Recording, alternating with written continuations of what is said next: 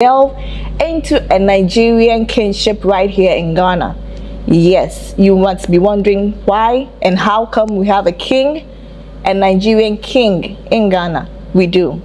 So grab your popcorns, stick and stay. I'll introduce my guest to you, or better still, I'm going to allow him introduce himself to you right after this break. Stay with me. Thanks for staying.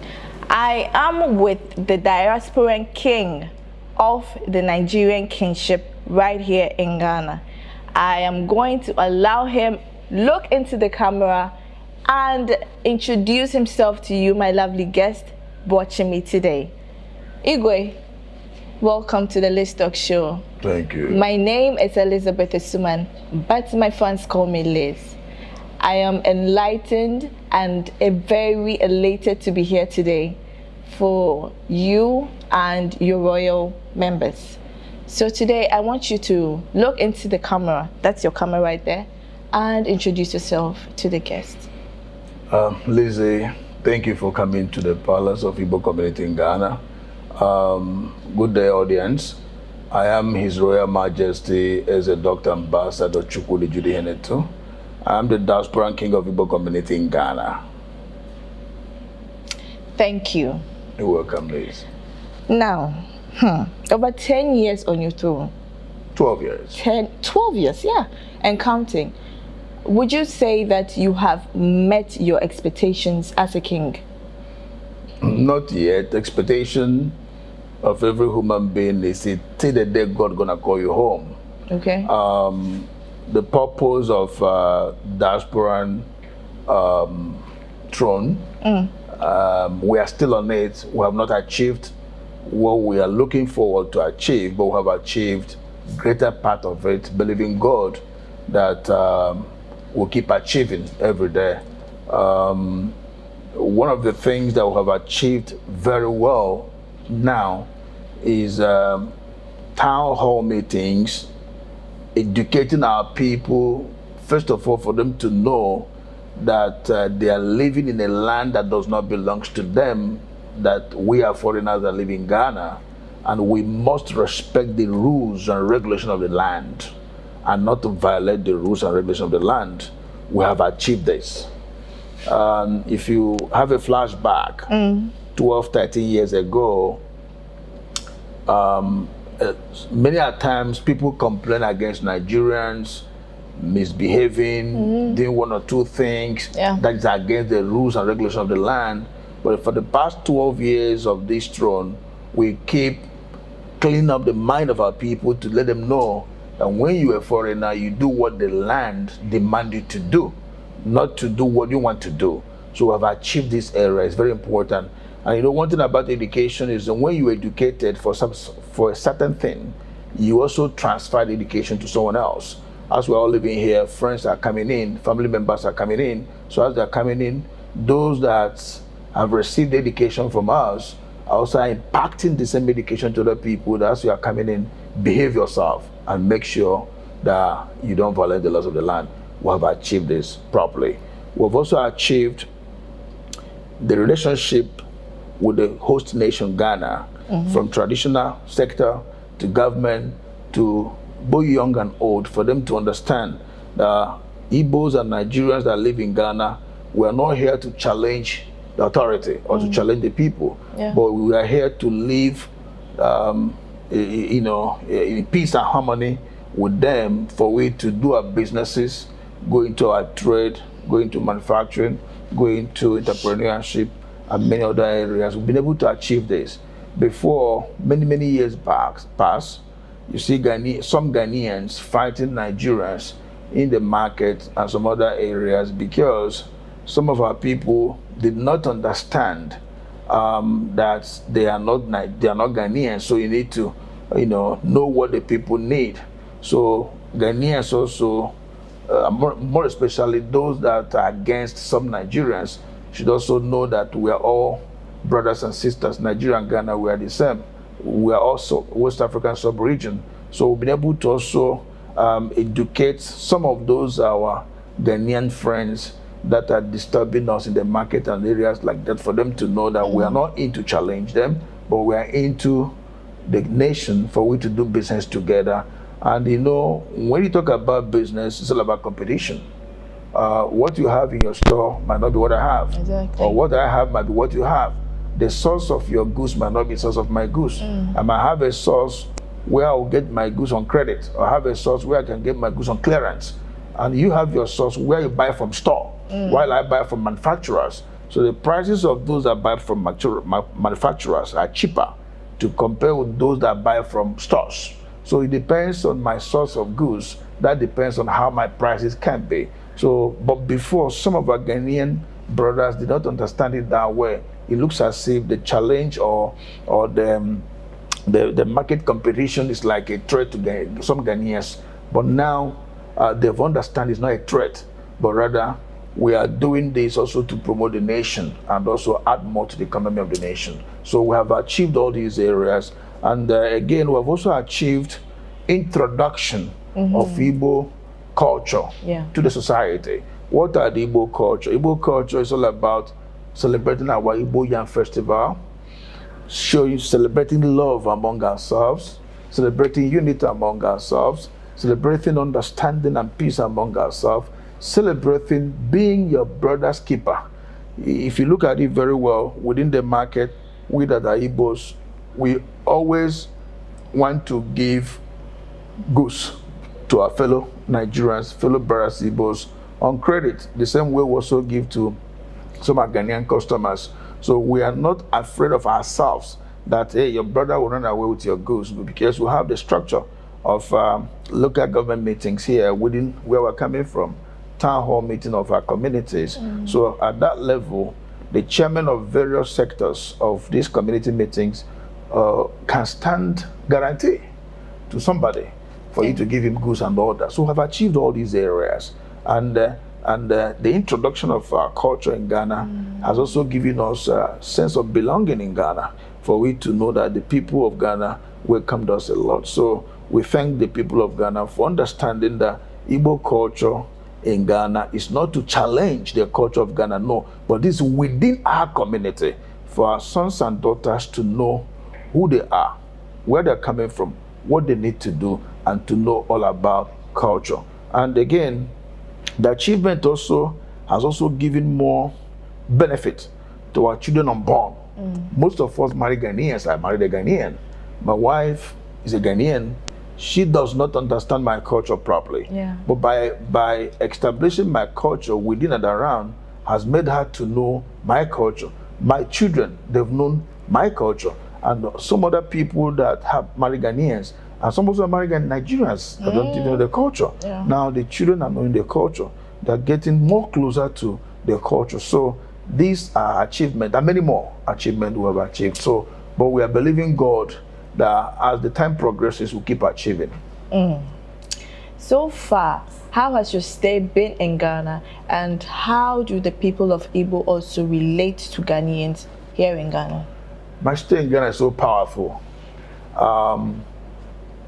Not just me alone, but every single Nigerian that lives in Ghana, we are comfortable in Ghana because our host nation love Nigerians, and we Nigerians love our host nation, Ghana. So our stay in Ghana has been comfortable, it's been beautiful, it's been relaxing. No insecurity in Ghana. Ghana is so wonderful that you can move from morning to morning in your care. The people of Ghana, they relate very well to us. So our stay in Ghana is so beautiful, and we love staying in Ghana. Great. Can you tell us a little background history of the Igbo people? Okay, from the history that we inherited till tomorrow, we heard that the Igbos came all the way from Israel, through the borders from one country to another, till we get down to Nigeria, a country called Nigeria. And we are part of the formation of Nigeria, and we are situated in the southeast of Nigeria. Before it was called Eastern Zone of Nigeria, but now, because of political demarcations, we are now southeast of Nigeria. And Igbo tribe is the only zone in Nigeria that the 5 core Igbo states speak only one language, being Igbo. we are made up of 5 political demarcated states. That's the Abia State, Anambra, Ebonyi, Enugu, Imo State. And these 5 core Igbo-speaking states, we are one block. We speak Igbo together, and the tradition of Ndi Igbo is the same. Our performance of breaking of kola, performance of 4/4, performance of marital rights, performance of umunna, performance of chieftaincy titles, performance of kingship, performance of Ndeze Wany, performance of the native doctors, performance of whatever that made up Igbo is the same. So the history of Ndi Igbo is a history that is so long that sometimes a lot of people will tell you, if they start talking about the Igbo, it's going to take them from now to tomorrow. They'll not even finish talking about the Igbos. The history of Igbo is so deep. And Ndi Igbo, we are people that we shall love a lot, because our culture, our tradition is all about love, all about unity, and all about, coming together. So the history of Ndi Igbo is a very powerful history that people want to emulate to live like the Igbos. Igbos are the only tribe in the world. Anywhere you go, you did not find an Igbo man there. That means there's no life there. Pack your things and go away. So Igbos work so hard for the greenest pastures. Igbos work so hard to keep friendship. Igbos work so hard to make people around them to be comfortable.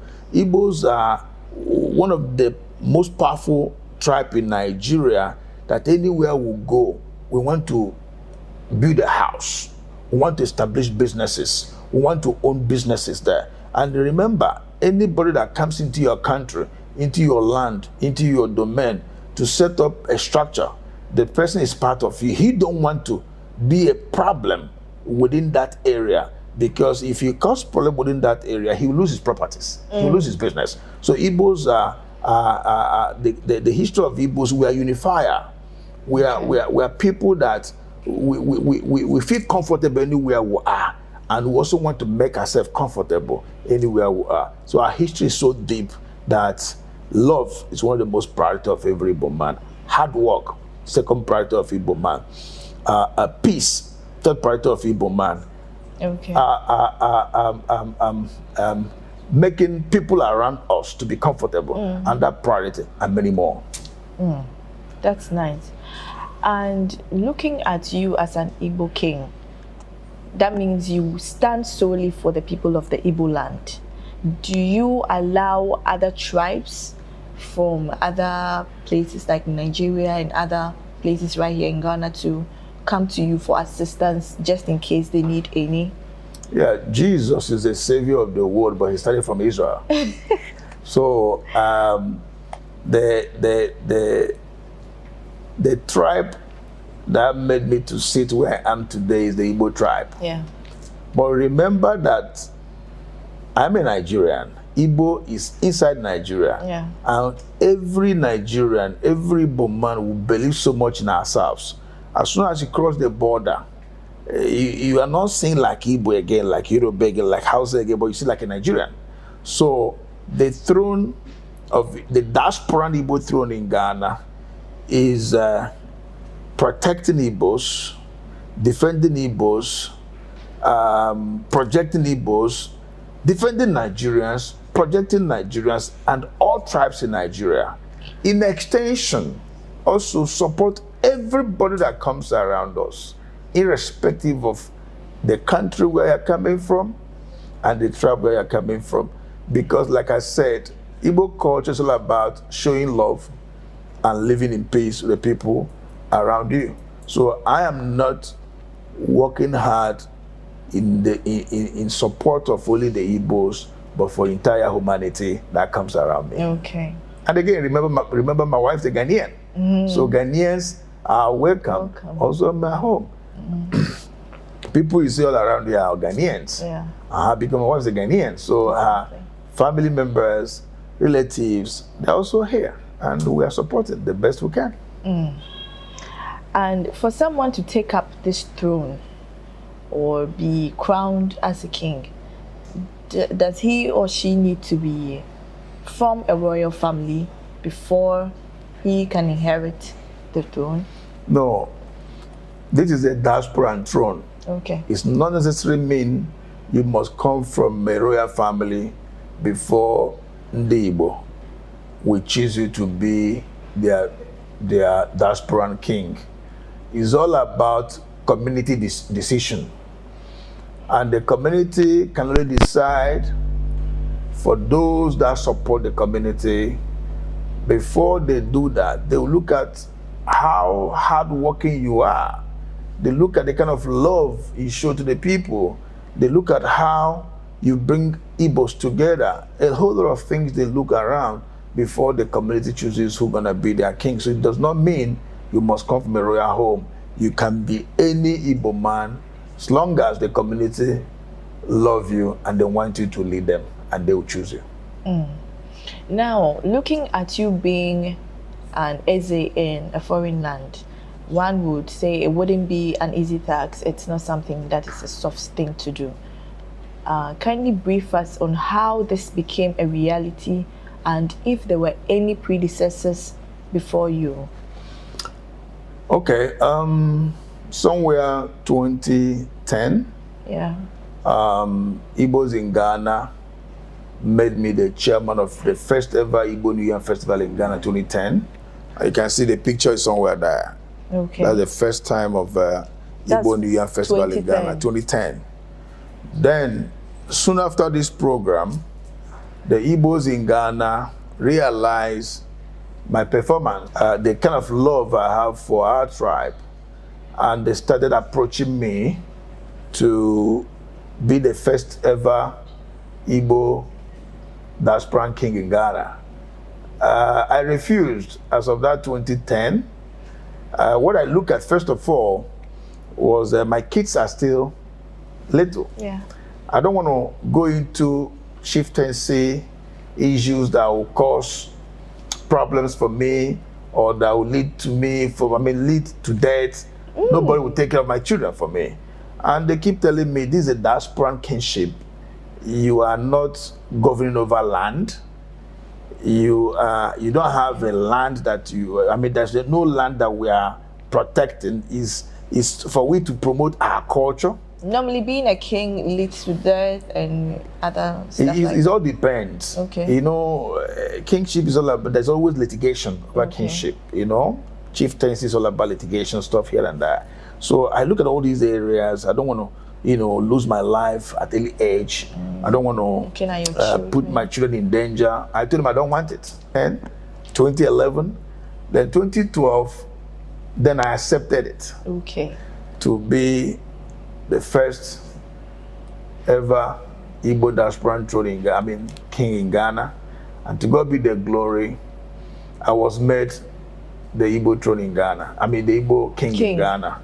And as a foreigner, we also reached out to the owners of the land, to Ghana Traditional Council, and other different paramounts in Ghana, and make ourselves available, introduce ourselves to them, and let them know our intentions and the purpose of Igbo diasporan kingship is not to challenge the authority of the land, but is a kingship over the Igbo tribe.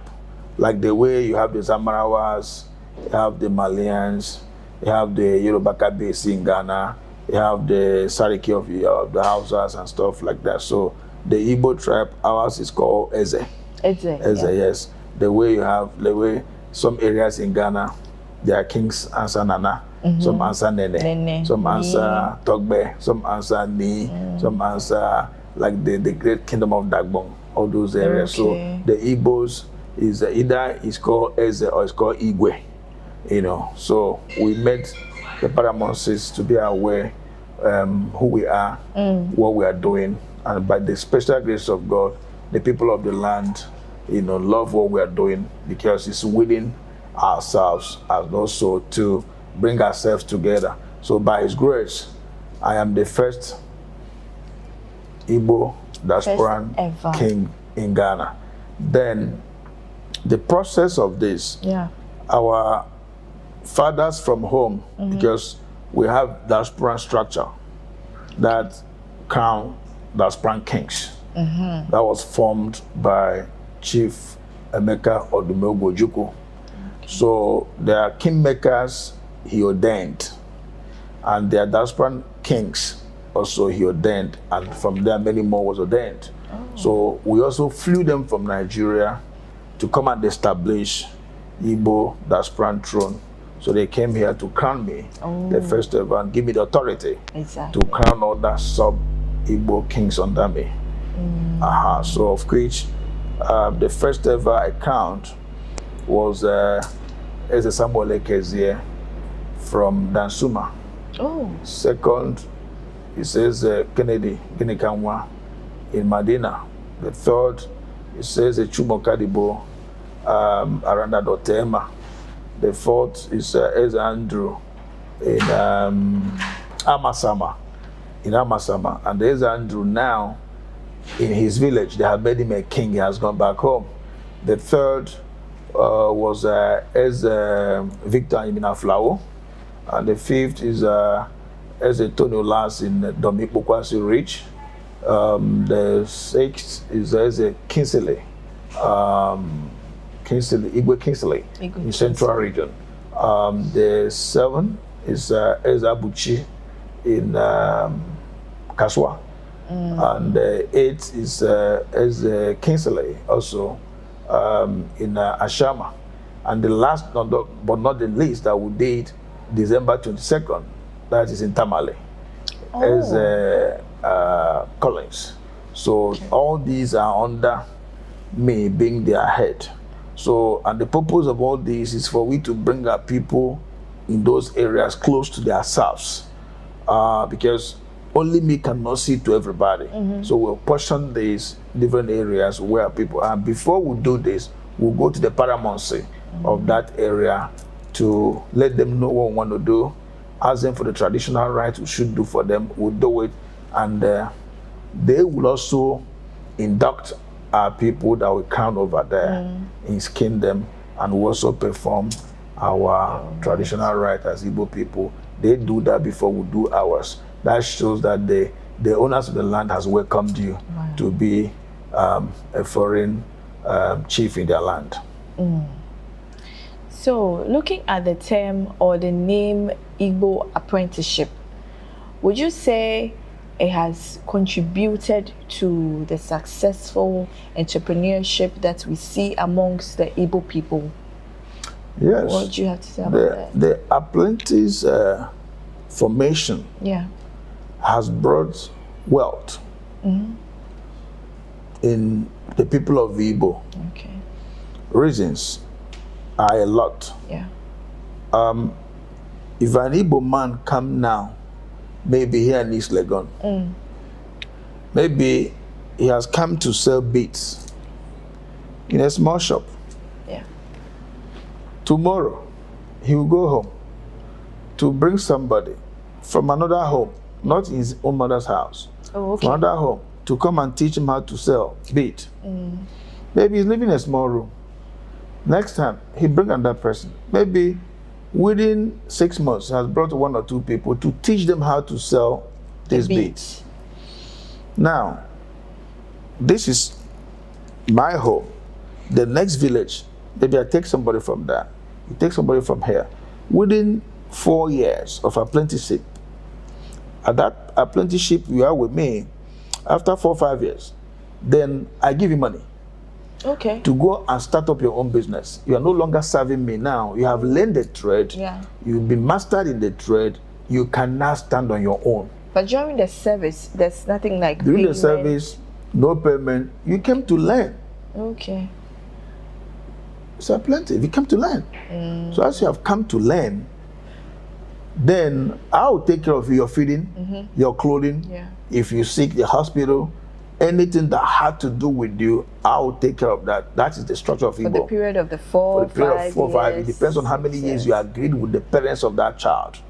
Then within 3, 4, 5 years, has mastered on how to sell these beads. Then you settle him. Now, remember that yourself, God has blessed you to a certain level. Immediately you settled him, you have also bring wealth in that family. Exactly. He will also take someone else again. So by his grace, if I've been able to build 2-3 bedrooms in my village, I have also created wealth somewhere again that he can also set up a structure or something. So that is why if you come to Igbo land, we so much believe in service. Serve the people with all your heart and they will bless you. So you see the wealth is always spreading very fast in Igbo land because you teach me, I teach someone else. You bring me, I bring someone else to teach them the trade. Igbos, we are so much into trading and also manufacturing. Igbos are very hard-working people. Okay, so it has fetched a lot of benefits to Igbos coming together to learn trade and to serve. Now, so let's go to your Yam Festival celebration.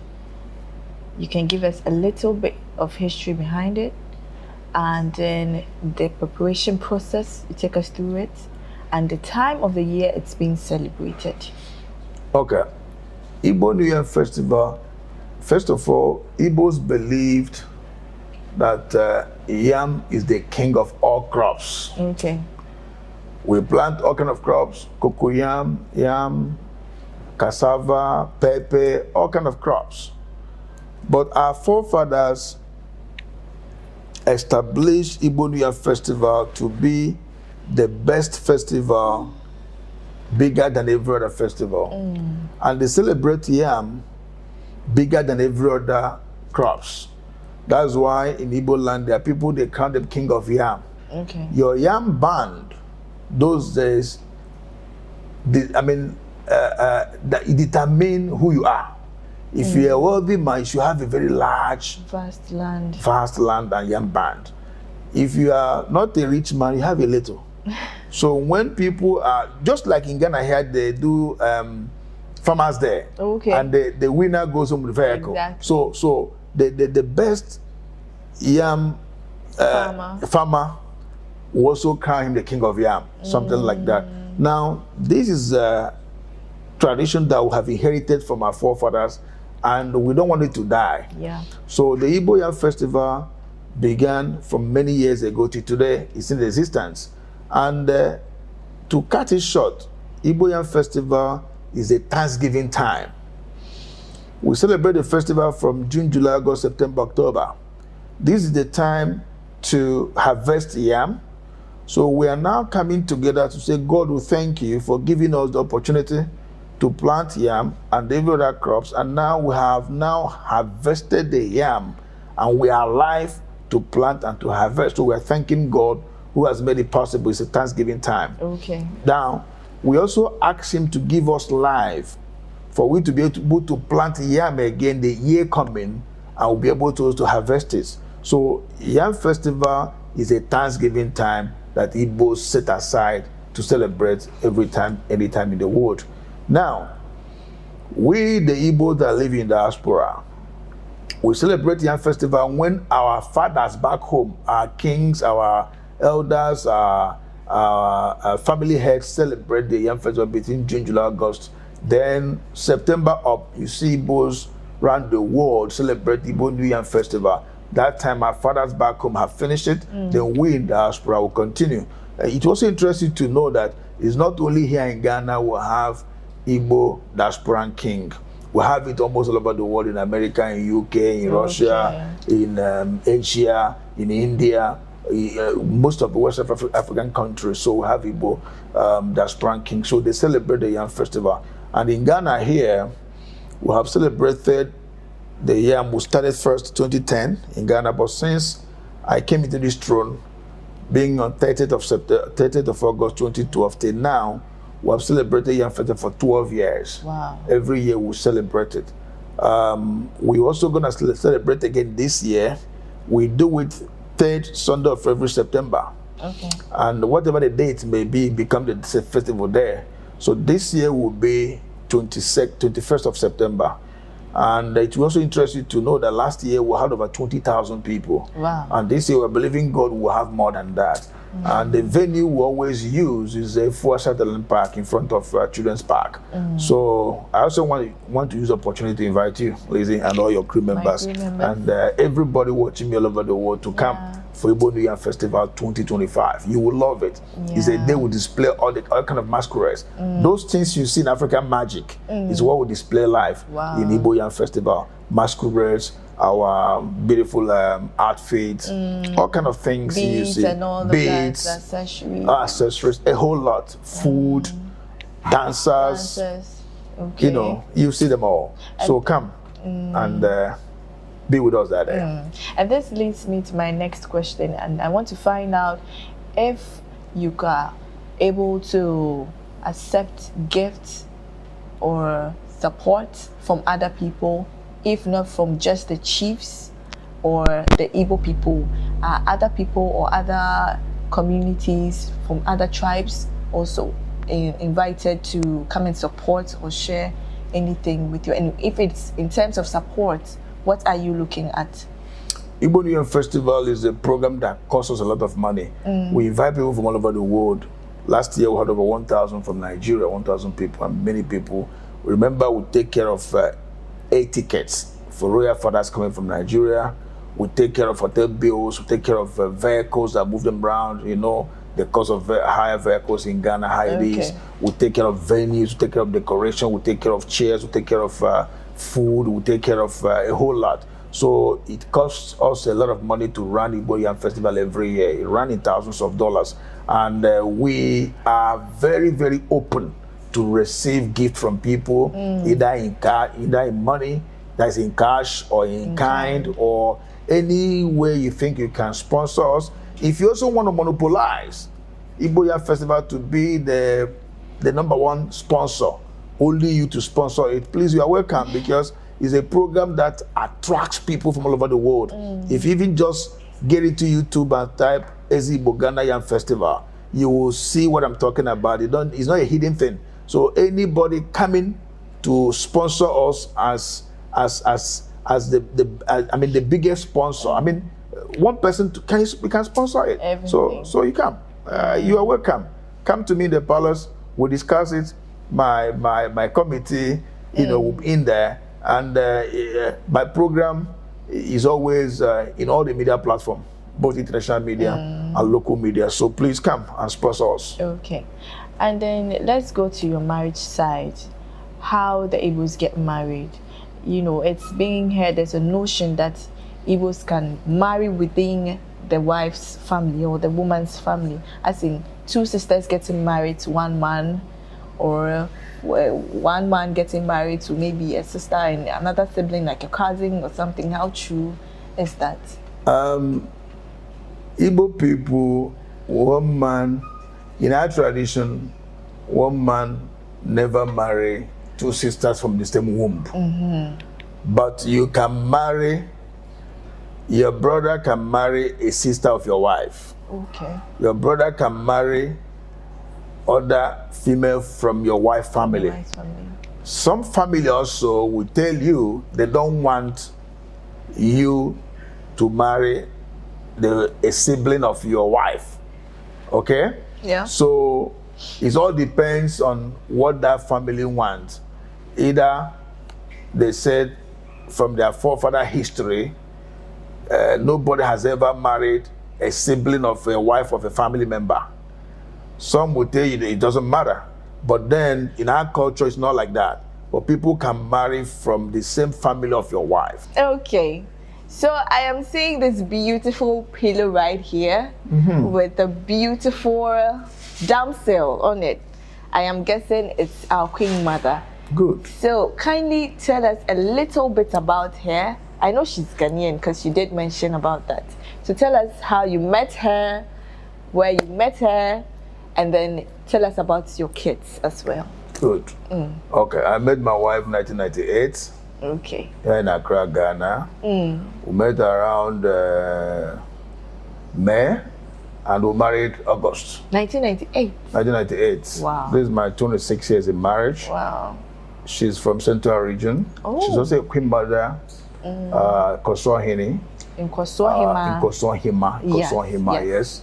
In her community in Birua, Central Region, along the Cape Coast.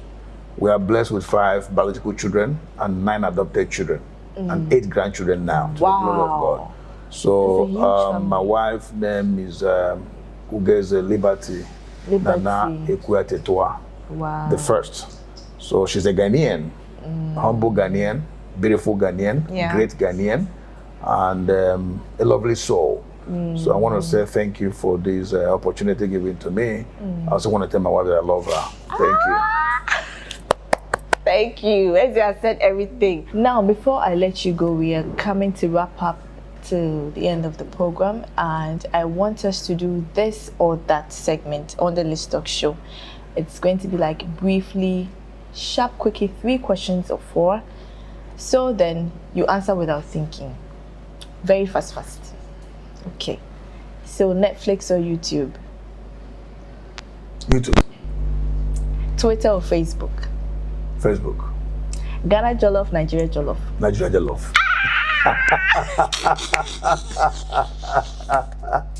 Hey! I'm not going to go on again. I'll leave it there.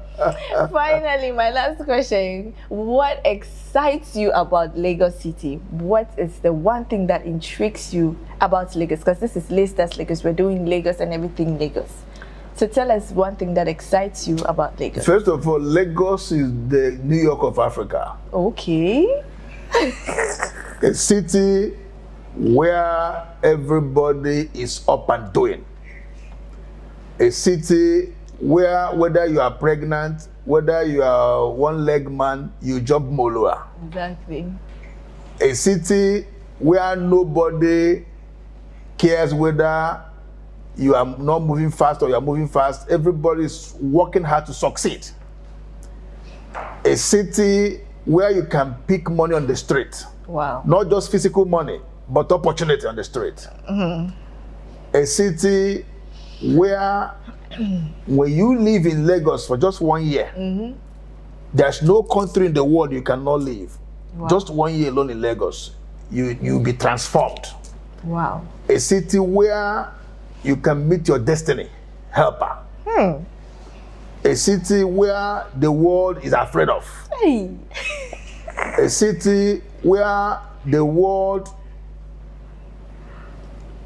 is also happy to be part of Lagosians. So Lagos is the best city in the world. Thank you. Thank you. Igwe Eze or Chikudi has said everything. I even asked him to say just one thing, but what you heard, you can just dispense it to yourself. This has been another end of the Let's Talk Lagos. This episode has been an exciting one. We did it right here in His Royal Majesty's Palace. A very nice and majestic one, as you can see. I leave you with this piece of advice for 2025. Walk in grace. Watch what you do. You are not responsive to everything. Pick and choose what you respond to. A lot of people walk around with spirits, with their demons, with different entities, not just the physical personalities that you see. So choose your battles. No forgot to subscribe to Master Manager Niger News. Subscribe, please. Subscribe.